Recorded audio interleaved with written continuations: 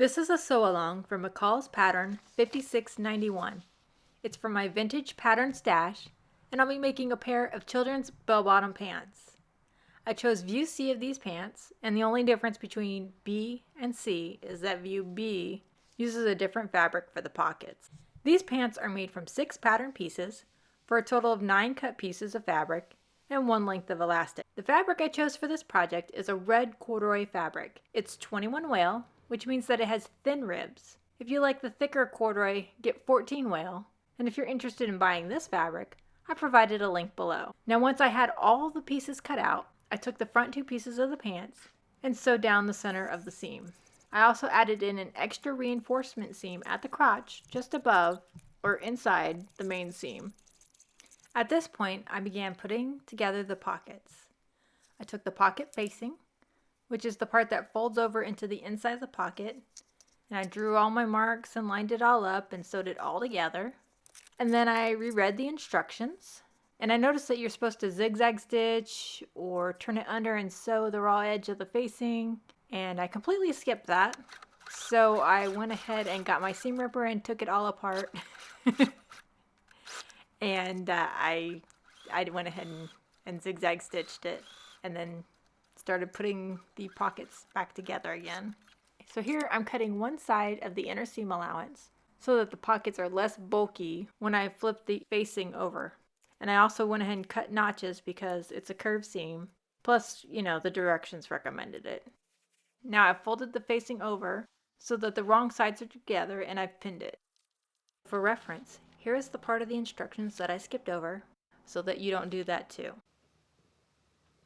Why are you on my stuff?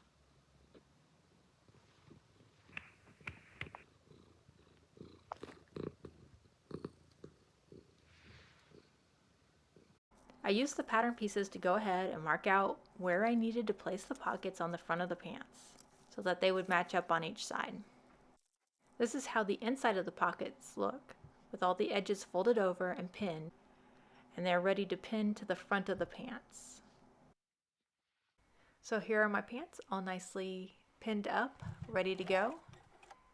And I just go ahead and sew them down as close to the edge as I can. Once you do that, you can baste the top and the sides down. I didn't, but I think it's just because I was sort of sick of these pants at this point. So now it's time to put the waistband onto the top of the pants. I centered it by folding the piece of fabric in half and getting that fold line and pinning it down to the mark I already had on the pants. Just sew it down with the right sides together. Yay! It looks okay to me. Now I'm taking the 2 back pieces of the pants and sewing down the center back seam. And while I do that, if you have found this video interesting or helpful, please click the like button. Now the next part of the directions are to take the waistband and fold it over with the wrong sides facing each other, and this is in order to make the casing for the elastic. The directions say to press it, but I did not. And once it's folded over, fold the bottom raw edge under 1/4 inch and then pin it all down. Once that's done, run a stitch close to the fold at the top of the waistband and then run another stitch at the bottom of the waistband, super close to where you folded it under for the raw edge. Now that you've done that, get your elastic and put a safety pin through each end of the elastic. One will help you fish the elastic through the casing, and they do make specialty tools for this, but I don't have any of them. And then the safety pin on the other end will help keep the elastic from going into the casing all the way and basically making you have to redo the whole thing. Now you can stitch through the elastic. Make sure you take out the safety pin first, and you do each side. Then we go ahead and start on the side seams. So we sew the front and the back of the pants together. Keep in mind that the front of the pants will have more fabric at the top than the back will because you haven't folded the front over yet. Once you've done the 2 side seams, you'll need to clip a seam allowance on the back just below the casing, which I've tried to show here. And then you flip the extra fabric over to the inside of the pants. and you fold the raw edge under a 1/4 inch and you sew it down. The instructions say to hem it like by hand. I did not. I just sewed it as you see here. You'll notice that I'm sewing the right side of the fabric rather than the wrong side.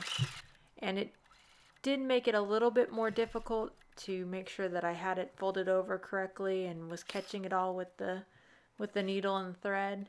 But it actually looks better if you're sewing it because you can be sure that you have a straighter line. So your next step is to sew the inner leg seams. I just put a few pins in it to make sure that it stayed together. It matched fairly well, and then I just sewed it down. So here we're going to hem the pants. I folded it under about 1 inch and then folded the raw edge under a 1/4 inch. And I made sure that I took the seams and separated them out to make it flatter to reduce bulk. However, I did not measure my kid's legs before hemming the pants, but I recommend that you do that because these pants were way too long for him. So here are the completed pants. They were pretty easy to make. The kid liked them. They were just a little bit too big and too long. But as a bonus, I have some video of the kid wearing them and sort of dancing. He had fun. I hope you did too. And if you had any questions about the pattern or of making it, just let me know down in the comments below. Thanks.